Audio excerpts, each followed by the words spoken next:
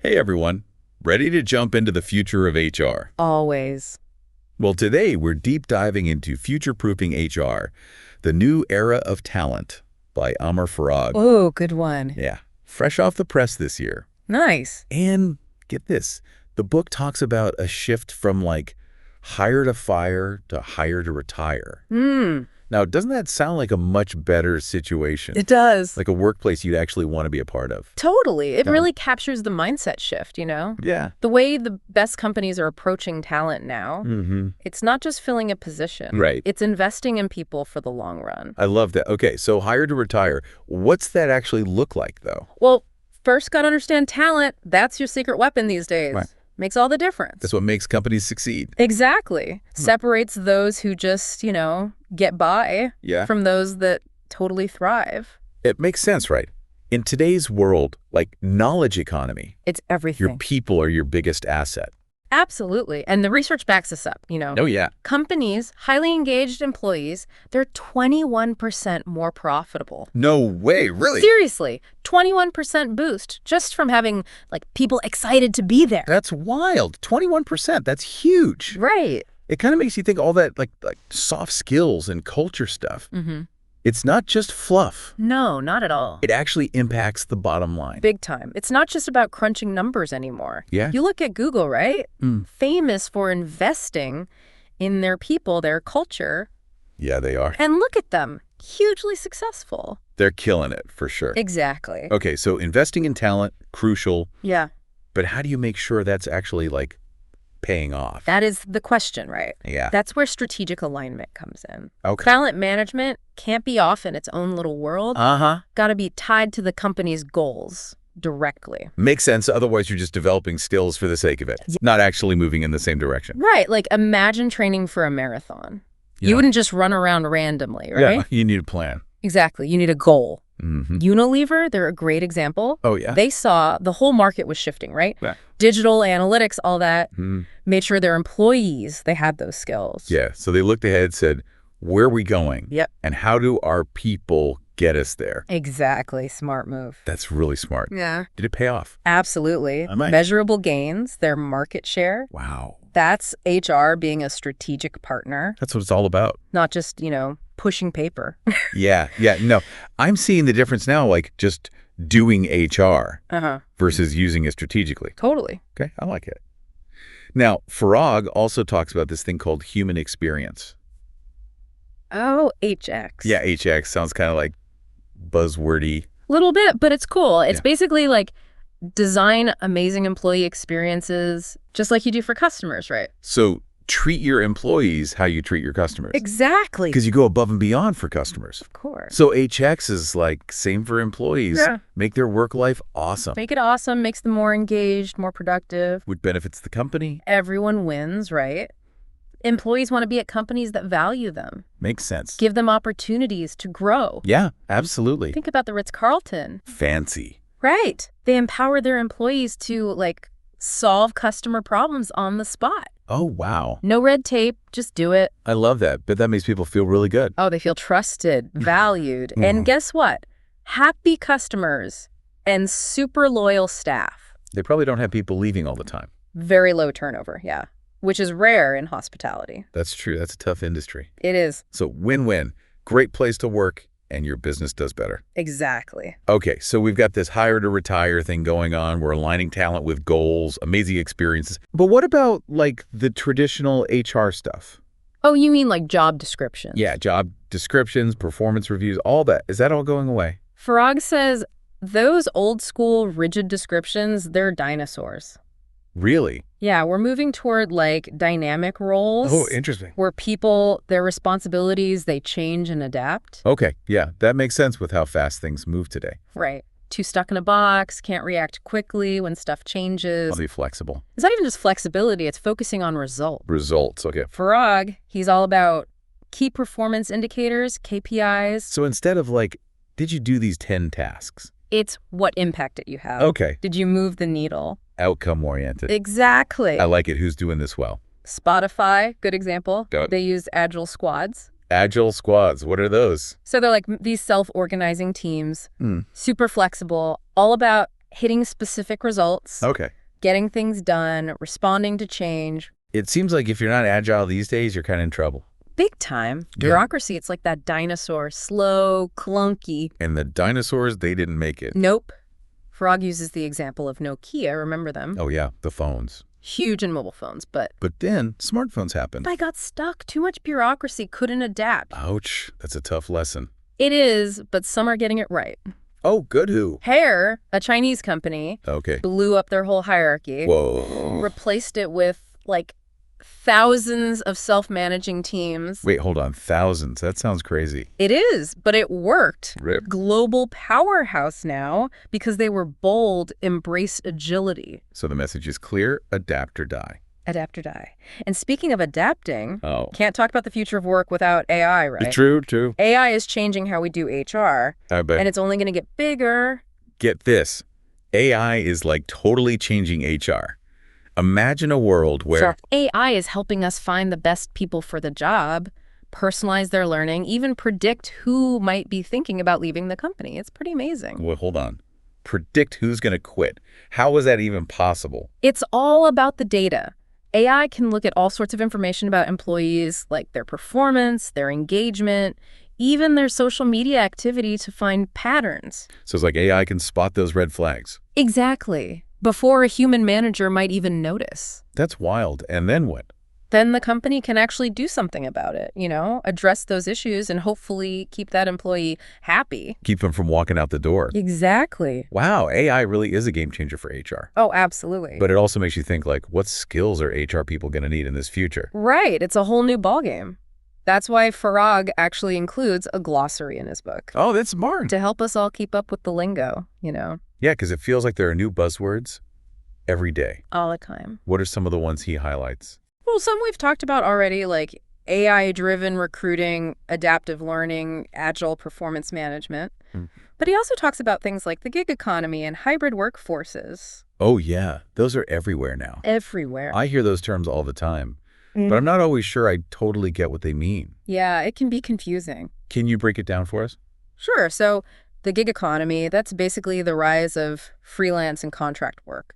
Okay. People working on projects, not necessarily having a traditional full-time job. Got it. And hybrid workforces. That's where people split their time, between working in the office and working remotely. So it's kind of a mix of the old and the new ways of working. Exactly, a hybrid. It seems like that would make managing talent a lot more complicated. It does, for sure. HR needs to adapt their strategies for everything. Everything. Yeah, from finding people to managing the performance. I can imagine. Like, how do you create a strong company culture when not everyone's in the same place? Yeah, that's a good question. These are the challenges HR leaders are dealing with right now. Feels like we're rewriting the whole rule book. We are, in a way. But that's exciting, too. Oh, absolutely. Lots of room for creativity. Tons. It's not just about following those old procedures anymore. Yeah. It's about finding new ways to engage people in this changing world of work. That's what I love to hear, empowerment. Yes. And speaking of empowering people, I know Farag talks a lot about mentorship. It's huge. Why is that so important to this hire to retire idea? Well, think about it. Mentorship is like having a guide for your career, Okay, yeah. Someone who's been there, done that, sharing their knowledge and experience. Like a shortcut to success. In a way it is, but why does HR need to get involved? Yeah. Shouldn't that just happen naturally? Sometimes it does, but sometimes it doesn't, A formal program can make sure those connections happen. So everyone has access to that support. Exactly. It levels the playing field and makes sure everyone has a chance to succeed. I like that. It's about creating a culture of support and development where everyone feels valued. That's so important. And it's not just about individual growth. It's about helping the organization as a whole. Oh, how so? Think about all that knowledge senior employees have. Years of experience. Exactly. Without mentorship, a lot of that gets lost when they retire. Oh, I hadn't thought about that. It's like a brain drain. Yeah. Mentorship helps pass the torch to the next generation. That's a good way to put it. It can also help break down those silos that can happen in companies. Silos. Where departments don't really talk to each other. Oh, right, right. When you have people mentoring across departments, it helps everyone see the big picture. So it's about building connections across the organization. Exactly. And mentorship can be really important for people from underrepresented groups. Yeah. Those who might not have access to those informal networks. Exact. Having a mentor can make a huge difference. It can change your whole trajectory. For sure. I know that from my own experience. Me too. And Farag also talks about sponsorship, which is a step beyond mentorship. Oh, okay. So what's the difference? Well, a mentor guides and advises you, but a sponsor, they actively advocate for you. They open doors. So they're like your champion. Exactly. They're putting your name forward for promotions, connecting you with the right people. Wow, that's powerful. It is, and it can be really valuable, especially for people who haven't traditionally had access to those networks. Those old boys clubs. Exactly. I'm seeing how all these pieces fit together now. Mentorship, sponsorship, diversity, and inclusion. They're all connected. They are all part of this shift toward a more human-centric approach to work. It's not just about transactions anymore. No, it's about recognizing that people are at the heart of it all. People are what make companies succeed. Exactly. It's about creating a workplace where people feel valued and empowered to be themselves. Yes. And when you do that, everyone wins. The employees, the company, the customers. Everyone. Okay, so we've talked about the changing role of the talent leader, the importance of mentorship and sponsorship, and the need to adapt to new trends like the gig economy and hybrid workforces. What else does Farag highlight as being crucial for building a future-proof workforce? He goes deep into the challenge of skills gaps. Skills gaps. The difference between the skills your workforce has now Right. and the skills they'll need to succeed in the future. Oh, right. We touched on that earlier. This is a big one. It keeps a lot of business leaders up at night.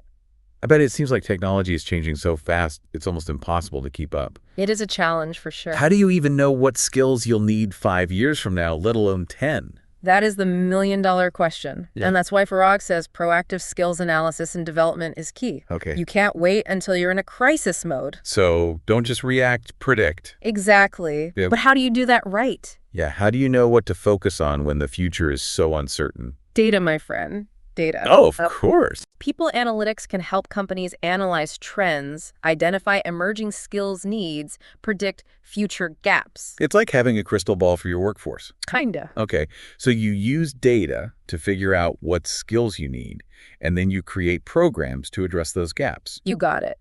And Farag also talks about developing what he calls stackable skills. Stackable skills. Yeah, It's interesting. Think of them like building blocks, you know? Building blocks, okay. Modular transferable competencies that can be combined in different ways to meet the demands of the job. Okay, so instead of teaching someone how to use a specific software program, Which might be obsolete next year. right, you're teaching them broader skills like problem-solving, critical thinking, communication, Exactly. Those are valuable no matter what. no matter how much technology changes. Right. It's about giving people a foundation that will last. Building that future-proof talent Yes. makes a lot of sense when the only constant is change. It does. And Farag sees those stackable skills as being key for career mobility. Oh, how so? It allows people to move around within a company. Yeah, try new challenges. Exactly. Or even switch careers more easily. I can see that. So you're not stuck in one role. Right, you can use your skills to create your own path. Exactly. It empowers employees to take control. Love it. Win-win for both the employee and the company. Absolutely. And speaking of win-win, I know Farag is really into talent acquisition strategies that benefit both sides, you know? Okay, let's talk recruiting. Seems like it's harder than ever to find good people these days. Oh, it's tough. How are companies using technology to stand out in that competitive market? Well, they're definitely getting creative. One of the most interesting areas is using AI-powered platforms for hiring. Okay, I'm all ears. What can AI do that humans can't? Well, for starters, AI can analyze tons of data from resumes, social media, online portfolios to find candidates that you might miss with a traditional search. So it's like AI can uncover those hidden gems. Exactly. The people who have the right skills, but maybe don't know how to market themselves or haven't even been looking for a new job. And AI can just spot them. Just like that. And some AI tools can even figure out if someone's a good cultural fit based on their online presence. Wait, really? Yeah. How does that even work? Sounds a little creepy, like Big Brother is watching. It's not about surveillance, it's about looking for patterns. Okay. For example, if a company really values collaboration, community involvement, AI can look at a candidate's social media to see if they show those same values. So it's about finding the right match. Exactly, between the company's culture and the candidate's personality. That makes more sense. It's important to use these tools responsibly, of course, Ethically. but they have the potential to make hiring way more efficient. Definitely more data-driven. For sure. What about the experience for the candidate? Oh, yeah, that's important too. Is there a way to make applying for jobs less stressful, less time-consuming. Absolutely. AI-powered chatbots are becoming really popular. Chatbots. Oh, yeah, I've seen those. They can answer candidate questions, give information about the company and the role, even schedule interviews. So it's like a 24/7 virtual assistant for job seekers. Exactly. Takes a lot off the recruiter's plate so they can focus on the human stuff, Makes sense. like building relationships with candidates, really assessing if they're a good fit. And it probably makes the whole process a lot smoother for the candidate too, right? Definitely. Nobody wants to wait forever to hear back from a company. The waiting is the worst. It is, and that's another benefit of these tools. Oh, yeah. They help companies move faster. Which is crucial these days. Absolutely. You don't want to lose your top choice because your process is too slow. Makes sense. Okay, so we've got AI helping us find great people and get them through the process quickly. But what about once they're hired? How is technology changing onboarding? Another area where we're seeing a lot of cool stuff, Farag is a big proponent of what he calls agile and personalized onboarding programs. Agile and personalized. Okay, break that down for me. So think about those old school onboarding programs. Oh, yeah. Where you sit through presentations for days filling out forms. The worst. So boring. It's information overload. You forget everything you just learned. Exactly. Agile onboarding is about breaking that down into smaller, more manageable chunks. Okay. Give new hires just what they need to know right away. So they can be successful those first few weeks. Exactly. And then you add more as they go. Like a gradual learning curve. Exactly. And it's not just about giving information, it's about giving them chances to actually use it. So it's hands-on. It's about active learning, not passive listening. Learn by doing. Exactly, like learning to ride a bike. You're not just going to read the manual. You got to get on and try it. Exactly. And personalized onboarding recognizes that not everyone learns the same way. Of course, some people need more support. Some are ready to go. So you use technology to tailor the experience. Exactly. Just like those personalized ads you see online. I'm getting it. It's about making the onboarding process more human. More human and more effective. This is great stuff. It really feels like HR is going through a total transformation. Oh, it is, and we're just getting started. All right, welcome back to the show, everyone. I don't know about you, but this book has really made me think about talent differently. Yeah, it's really eye-opening. It's not just about, like, rules and processes anymore. It's about creating a place where people actually feel, like, valued. And empowered. Empowered, yes. And I think that's what people want, right? Absolutely. It's more aligned with how we work today. Yeah. We don't just want to be robots. We want to make a difference. We want to use our talents. Exactly. And Farag, he really emphasizes that shift, you know. He does. It's a big theme in the book. From just managing employees to actually empowering them. Big difference. Huge difference. It just feels so much more, I don't know, human. More aligned with, like, the modern workplace. Yeah. So, okay, we're sold on empowerment, but how do we actually do it? Right. Good question. What are some, like, concrete things companies can do? Well, one thing we touched on earlier, dynamic roles. Oh, yeah, those flexible roles. It's all about giving people freedom Okay. to shape their jobs, contribute in ways that use their strengths. So not just stuck in that job description from day one. Exactly. Your role can evolve. As you learn new things or the company changes. Makes sense, because people aren't static. Right. We want to grow throughout our careers. And if you have that opportunity, you're probably more likely to stay. Oh, definitely. Less likely to get bored, leave. Like your job never gets stale. Keeps you engaged. You're challenged, motivated. Then the company benefits, right? Because you have people who can adapt. Workforce that evolves as the company evolves. You're basically future-proofing yourself. You got it. And dynamic roles help with agility, too. Oh, how so? Well, if people can shift gears, take on new things as needed, the company can adapt faster to changes in the market. It's like having a more nimble team. Exactly. Ready for anything. Okay, so dynamic roles, Yeah. That's one way to empower people. One way? Yep. What else can we do to create that culture of growth and development? Farag, he's really big on continuous learning. Continuous learning, okay. It's not just that one training a year and you're done. No. It's making learning part of everything you do. Always be learning. Always be curious, strive to improve. Individually and as a company. Together. Love that mindset. Yeah. But how do you actually do it? Right. People are busy. Who has time to always be learning? Well, that's where technology is so helpful. Uh-huh. So many online platforms, you know? You can access training anytime, anywhere, Learn on your commute. during lunch, waiting for your kids. Wow. It's all right there. Learning doesn't have to be this big formal thing. Nope. It can be part of your everyday life. And it's not just courses. No, read articles, listen to podcasts, Watch TED Talks. anything that gets you thinking. Love it. But it can be overwhelming too, right? It can be, yeah. So much info out there. Where do you even start? Good leadership, that's key. Okay, what do leaders do? Managers help their teams figure out which skills are important. For their roles, their careers? Exactly. And then they give them the resources to learn. So it's tailored to each person. Personalized learning plans, that's the future. Because everyone learns differently and needs different things. Of course, no one size fits all. And Farag talks about making learning social too, right? Oh, he does, big time. Like learn from each other. Peer mentoring, group discussions. Projects together, yeah. Makes it more fun. More engaging, definitely. You're learning and building relationships. Break down those silos again. Creates that sense of community. Okay, I'm all in on the continuous learning. Good. Social, personalized.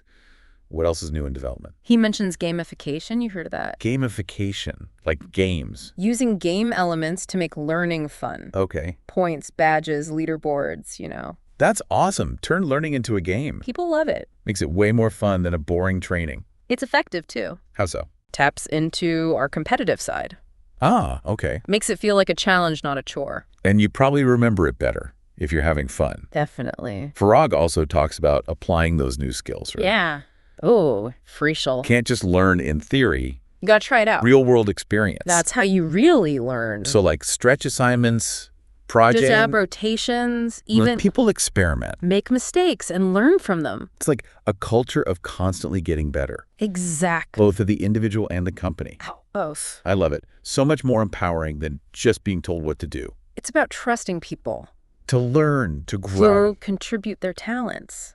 Well, we've covered a lot of ground here. We have. The changing role of the talent leader, diversity, inclusion, people analytics, onboarding, now empowerment and learning. A lot. HR is definitely getting more complex. Yes. But also more strategic. You're impactful. And, like you said earlier, more human. It's about putting people first. Absolutely. So listeners, we hope you've enjoyed our deep dive into future-proofing HR. Great book. The world of work is changing fast. No doubt. And the companies that embrace these changes, they're the ones that'll succeed. The ones that will thrive. So invest in your people, empower them to grow, create that culture of learning. And innovation. And never stop being curious. Never stop learning. HR is constantly evolving, so keep exploring, keep experimenting. Such good advice. Thanks for joining us on this deep dive, everyone. Thanks for having me. Till next time, keep learning and keep leading.